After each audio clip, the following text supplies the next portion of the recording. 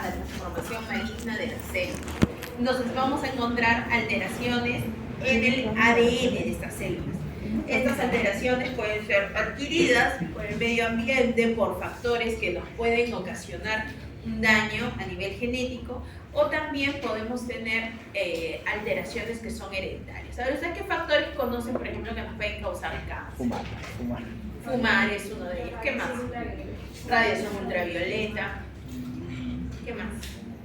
Virus. Papiloma virus humano que da cáncer de cuello uterino, bacterias, el Helicobacter pylori que puede dar cáncer de estómago, y así una infinidad. Entonces, recordar que el cáncer puede afectar a cualquier persona, en cualquier edad y de cualquier género. Y es la segunda causa de muerte en el mundo. Entonces, recordemos acá que vamos a presentar dos escenarios. Uno es que sea esporádico. Quiere decir que hay factores medioambientales que ha desencadenado. Las personas usualmente tienen más de 50 años. Vamos a ver también, importante, que estas mutaciones se dan de tipo espontáneo, ¿no? Mientras que el caso familiar o hereditario corresponden a una presentación del cáncer antes de esta edad, a más temprana edad. Podemos ver una agregación familiar o incluso síndromes hereditarios de predisposición al cáncer, donde vemos mutaciones, vemos patrón de herencia definido, etc. Entonces, ¿cómo es normalmente el trabajo cuando vemos pacientes con cáncer, con sospecha de cáncer hereditario específicamente? Lo primero es que el médico tratante, en este caso el oncólogo, identifique quiénes son los pacientes que están con sospecha de cáncer hereditario. Y luego le envían al consultorio de genética, ahí hacemos una evaluación, diagnóstico, solicitamos pruebas, etc. Y luego se trata todo de forma multidisciplinaria. Ahora, para esto es importante hablar de la carcinogénesis, que es este proceso por el cual la célula que va a estar expuesta, miren, a un daño, puede tener un sistema de reparación o un sistema de muerte celular para reducir este daño y que ya no propague, no siga avanzando. Pero ¿qué pasa cuando no se da esta reparación y esta muerte celular?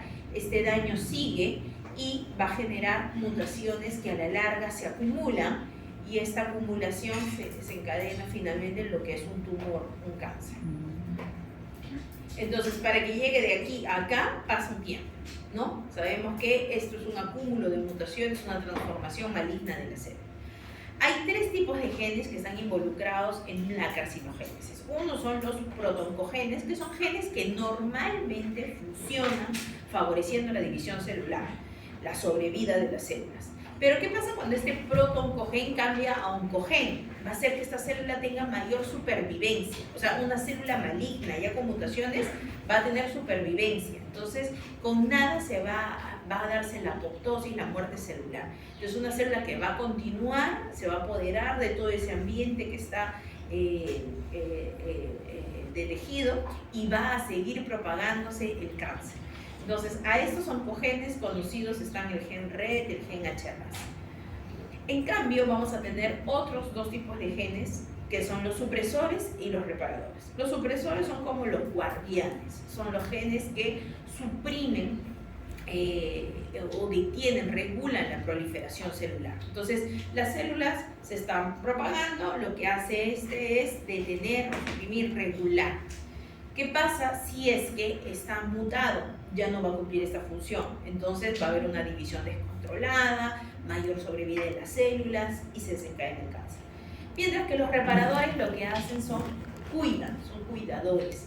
Y estos cuidadores lo que realizan es, encuentran la mutación, reparan. Encuentran la mutación, reparan. O sea, no son como los guardianes que estaban antes, que detienen o regulan, sino aquí ya se dio la mutación y lo que hace esta maquinaria de genes es reparar. Entonces, ¿qué pasa si están alterados? No van a reparar. ¿Y qué va a pasar con las mutaciones? Se acumularán. Entonces, generan cáncer. ¿Cuántos síndromes hay? Aproximadamente 200 síndromes de predisposición al cáncer. En la vida les vamos a pedir que se aprendan todos los síndromes y genes que pueden estar relacionados, pero ustedes van a ver, ya sea por seminario, ya sea por laboratorio, el principal BRCA1, BRCA2, de mama, ovario, de repente en el seminario también hablaba de Lynch, los genes reparadores, neurofibromatosis, que ya lo habíamos visto, también genera cáncer, los síndromes de Petén, retinoblastoma. Entonces vamos a ver algunos de ellos ahora. Entonces, ¿qué es lo que se hace en el consultorio de oncogenética? Eso. Hacemos el árbol genealógico, diagnosticamos, damos asesoramiento, pedimos pruebas, hacemos el seguimiento, prevención. ¿Cómo hacemos ese diagnóstico? Sencillo. Lo primero es tener criterios clínicos. ¿En quién sospecho? ¿En quién yo podría decir, este paciente tiene cáncer, probablemente de tipo hereditario? Lo segundo es utilizar lápiz y papel, hacer un heredograma y poder ver en la familia cuál es el antecedente que existe, ¿no? Y finalmente lo más costoso, que es el estudio molecular. Entonces, ¿cuándo referimos nosotros a los pacientes ante sospecha de cáncer hereditario? Cuando tenemos 2 o más familiares con cáncer, un miembro en la familia antes de los 50 años, varios miembros afectados por el mismo tipo de cáncer, un familiar afectado por más de un tipo de cáncer, o 1 o más miembros afectados por un cáncer que sea raro. Es similar a los quimios de Amsterdam, creo, ¿no? Similar a los Amsterdam, ajá, pero Amsterdam es específico para Lynch, ajá, pero son similares, ¿no? Miren, cuando hablamos de cáncer raro, por ejemplo, hay tumores de plexo coroideo, hay tumores que son rarísimos, ¿no? Y que se asocian a síndromes genéticos raros. Entonces, yo les hago la pregunta, a ver, acá todos los que están presentes, ¿quiénes de ustedes han tenido o tienen un familiar con cáncer? Levanten la mano. De cualquier tipo, ¿ah? Miren, son bastantes. La mayoría del salón, evidentemente, ¿no? Ahora, de acuerdo a eso, ¿cuántos de ustedes han tenido antecedentes de estos familiares, pero que hayan sido jóvenes, antes de los 50 años? 1, yo también, mi mamá tuvo cáncer, 2, 3. ¿Se dan cuenta? Entonces, esa es la diferencia del cáncer que probablemente fue esporádico al cáncer que probablemente pueda tener un componente familiar o hereditario. Entonces, eso es lo que se hace en el consultorio. Imagínense que a todos los pacientes les manden pruebas moleculares en vano, cuando no requieren porque no tienen una indicación. Entonces la pregunta cambia. Y lo mismo vamos a ver en consultorio, ¿no? O sea, cuando vengan los pacientes. Es preguntarle, ¿tiene antecedentes? ¿Tiene algún factor de riesgo? Sí, he sido fumador toda mi vida ya. No, sí, he trabajado expuesto a asbesto, ya, ahí está la razón, ¿no? Sí, tenía PBH, ya tienes cáncer de cuello. Entonces, ustedes tienen que trabajar en su cerebro viendo el cuadro clínico del paciente, los antecedentes familiares y en quién sospechar, ¿no? Ahora, los genes son varios. Dependiendo del tipo de síndrome, hay diferentes tipos de genes. Raros son los que son un solo gen. Esos son muy puntuales. La mayoría tiene 2 o 3 genes asociados. Vamos a ver las principales, mama, ovario. BRCA1, BRCA2 son los genes responsables. Aquí vamos a ver principalmente cáncer de mama temprano, cáncer de mama bilateral en las 2 mamas, o cáncer de mama primario y luego en la otra mama después de un tiempo, en el segundo cáncer, o cáncer de mama y luego un ovario. Luego podemos ver un hombre, varón con cáncer de mama, cáncer de próstata, le hacen la ginecomastia. Tiene ginecomastia y lo operan, cáncer de próstata joven, entonces cáncer de trompa, de falopio, de peritoneo. Entonces, ¿cómo funciona este síndrome? Está basado por estos genes BRCA1, BRCA2 que hemos hablado, que son genes que reparan cuando existe este daño en la doble hebra del ADN, ¿no? Esto lo hacen mediante recombinación homóloga, el proceso HHR. ¿Qué tiene principalmente de riesgo? Mama, ovario, trompas, peritoneo, etc. Ahora, si ustedes se dan cuenta, BRCA1 y BRCA2 no funcionan solos, funcionan con un complejo de otras moléculas, ¿no? Entonces, es importante recordar eso porque cuando se pide, miren, incluso acá, ¿no? Toda esa reparación de BRCA2 es mediada por RAD51.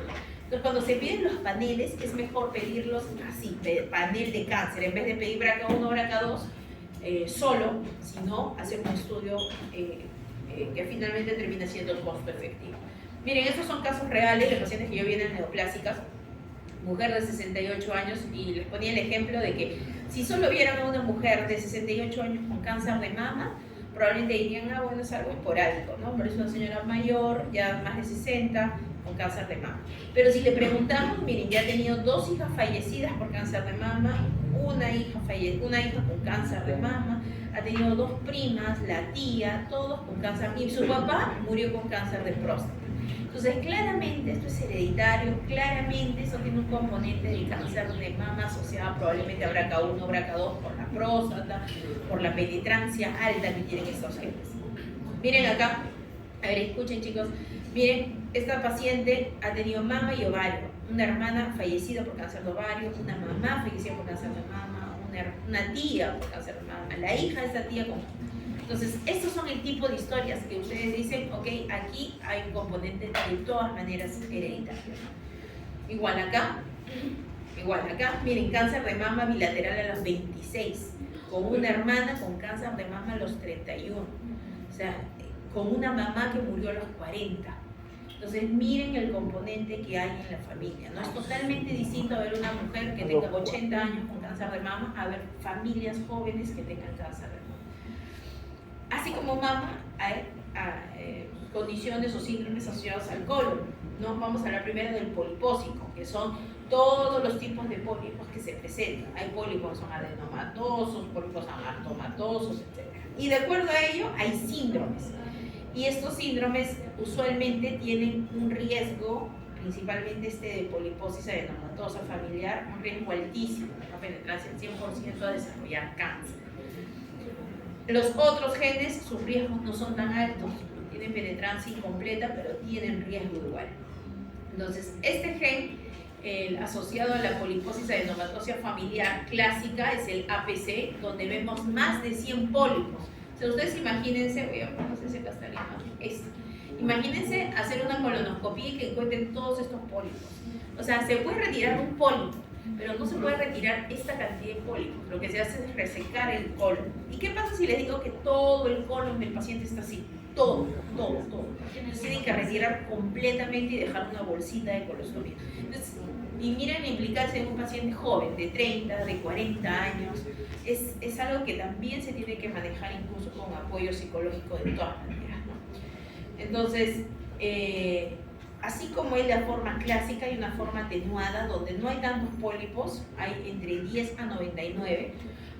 O sea, justo le ponen ese punto de corte, en realidad 99 y 100, porque en los que son clásicos, en verdad son miles, o sea, más de 100, por decir miles de pólipos. Y la forma de Moody, que es otro síndrome que tiene poliposis, se parece mucho a la atenuada, a esta forma, solamente que la herencia es recesiva.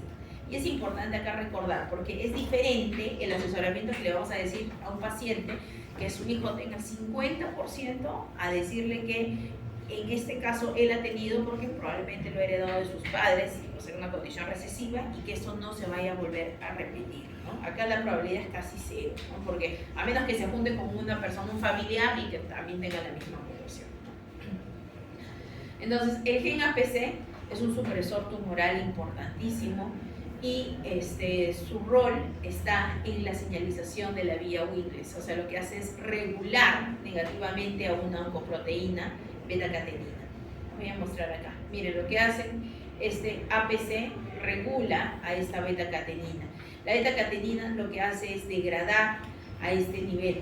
Entonces, cuando el APC está inactivo o falla, va a generar esta proliferación celular. Entonces, son esta presencia de pólipos o adenomas. Ahora, hay varias características. Estos pacientes pueden presentar tumores tiroideos, también hepatoblastomas, tumores a nivel de la retina, etc. Y el estudio se hace por secuenciamiento, ¿no? Ustedes están viendo, miren, acá ha habido un cambio de una C por una T. Entonces ven acá, el azul es la C, pero aparece el rojito que es la T. Acá G por A. ¿Por qué lo ven superpuesto? Porque acuérdense que son dos hebras, ¿no? Entonces se va a ver de esa forma. Poliposis adenomatosa familiar, miren, vamos a ver aquí las características, los pólipos, dientes supernumerarios, tumores en el abdomen, en la retina. Y la característica es también tener antecedentes en la familia con pólipos, ¿no? Miren, papá, hijo, hija, hijo con cáncer colorectal polipósico. Otros síndromes, Peutz-Jeghers, por ejemplo, ¿por qué se caracteriza? Se caracteriza por una mutación en este gen, que es el STK11, y principalmente actúa también en esta misma vía como supresor tumoral. Entonces, vamos a ver acá cómo reconocemos a este paciente, porque el paciente tiene estas máculas a nivel de la mucosa oral, también en las manos, en los pies. Entonces apenas entra al consultorio, uno ve sus labios y ha tenido cáncer de colon polipósico y ya sabemos que es un síndrome de Betz-Jeghers, ¿no?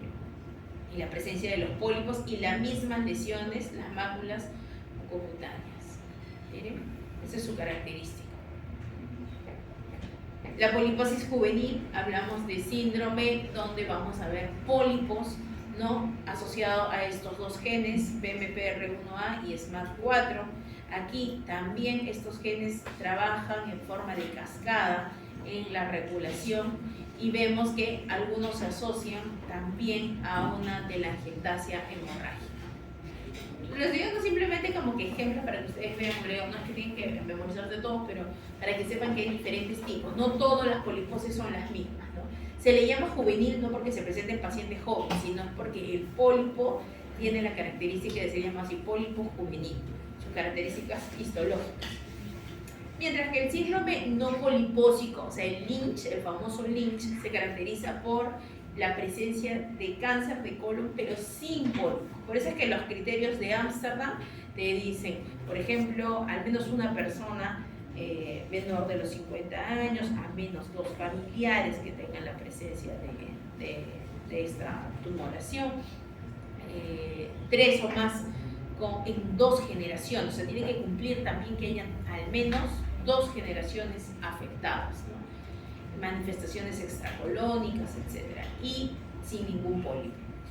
El riesgo es altísimo, es alto para cáncer de colon, pero también para cáncer de endometrio y para otros tipos de tumores, ¿no? Miren, estamos hablando de penetrancia del 40-80% que se desarrolle en endometrio, ovario, estómago y más. Es el que más se afecta porque estos genes son la maquinaria de los genes reparadores, ¿no? Los que reparan los errores en la replicación del ADN, por eso se llama mismatch repair. Vamos a ver acá, este no, se han copiado otros. No, Miren, cáncer de endometrio con un tumor en el recto, cáncer de colon, cáncer de piel, cáncer de duodeno, cáncer de colon joven. Miren este señor, cáncer de transverso, cáncer de descendente, cáncer de transverso, nuevamente. Hermano con cáncer de colon, papá falleció por cáncer gástrico. Acá también, mujer con cáncer de colon, a los 5 años, cáncer de endometrio. Su hermano, cáncer de colon. El hijo de este hermano de 32 años, cáncer de colon. La hija de esta señora, cáncer de colon, cáncer de estómago, 29 y 31 años. Cáncer hereditario definitivamente. Esta señora, cáncer de recto, cáncer de células sebáceo en cuero cabelludo, cáncer de endometrio, cáncer de colon, cáncer de estómago, todos. Yo una vez vi un señor con síndrome de Lynch con 7 tumores. O sea, en el tiempo, ¿no? Cuando yo lo vi creo que estaba en el 5º o 6º tumor. Luego el siguiente año volvió a presentar otro tumor. En otro lugar la tiroides, iba presentando en diferentes. Y por eso les digo, ¿por qué? Porque esta es una maquinaria, la de Lynch, es varios genes relacionados a la reparación de los errores de la replicación. Entonces, si normalmente tenemos errores en la replicación y su maquinaria no funciona, ¿qué va a hacer? Va a comenzar a brotar esos tipos de tumores en diferentes partes del cuerpo. Linfraumeni son pacientes que tienen sarcoma, que tienen cáncer de mama, usualmente jóvenes. Hay un síndrome que se llama Linfraumeni-like porque se parece mucho pero no cumple con todos los criterios. Y aquí el gen principal es el P53, que es el supresor tumoral por excelencia, el guardián del genoma, es el que va a permitir, digamos, la estabilidad genómica, ¿no? A nivel molecular. Vamos a ver que se puede asociar a diferentes tipos de tumores. Miren, osteosarcoma, rhabdomyosarcoma, carcinoma en plexo coroideo, astrocitoma, meduloblastoma, una cantidad infinita. Por ejemplo, acá vemos una mujer con cáncer de mama, con antecedente de mama con cáncer de mama. Si no supiéramos más, diríamos, puede ser BRCA1, BRCA2, etc. Pero no, ha tenido 2 hijos fallecidos, uno por plexo coroideo y otro por rhabdomyosarcoma. Entonces, definitivamente, esto es otro síndrome que es linfoma. Por eso les digo, hoy por hoy ya tenemos la ventaja de hacer paneles. Antes se tenía que ir planteando con uno, hasta dar con el diagnóstico. Von Hippel-Lindau es un síndrome donde Si bien no tiene principalmente tumores cancerígenos, sí tiene tumores que ocupan espacio. Entonces, sucede tumores a nivel del cerebelo, tumores a nivel del cerebro, fibrocromocitoma, pero los pacientes fallecen por carcinoma renal, por cáncer renal. Ahora, es importante identificarlos a tiempo para poder evitar ese desenlace. Miren, hemangioblastoma, cefalea, mareos, igualmente acá, antecedentes en la familia, ¿no? La neurofibromatosis que ustedes ya lo habían visto, ya saben sus criterios, las manchas café con leche, el freckling axilar, glioma, los nódulos también pueden asociarse a tumores de la vaina del nervio periférico. Algunos casos también se han asociado a cáncer de mama, ¿no? Importante también, se ha visto esa asociación. Seroderma pigmentoso es una condición recesiva, así como el MUTI, que son prácticamente el MUTI, me parece, el seroderma pigmentoso me parece que son los dos únicos que tienen herencia recesiva. Estos lo que ocasiona es cáncer de piel. O sea, la radiación para estas personas es fatal, porque todas las lesiones que tienen acá, miren, son focos de cáncer. Focos de cáncer. Entonces es algo que los pacientes tienen que usar protector, gorro, la mínima radiación desencadena un tipo de lesión, ¿no? Y son pequeños, son niños pequeños los que comienzan a desarrollar. Y el retinoblastoma también, o sea que es este tumor en la retina. Entonces con un fondo de ojo los identifican y se tiene que operar. Ahora aquí es importante porque el ojo, la retina, al ser un órgano bilateral, así como la mama, como los ovarios, cuando se presenten los dos, sospechamos en que sea hereditario, ¿no?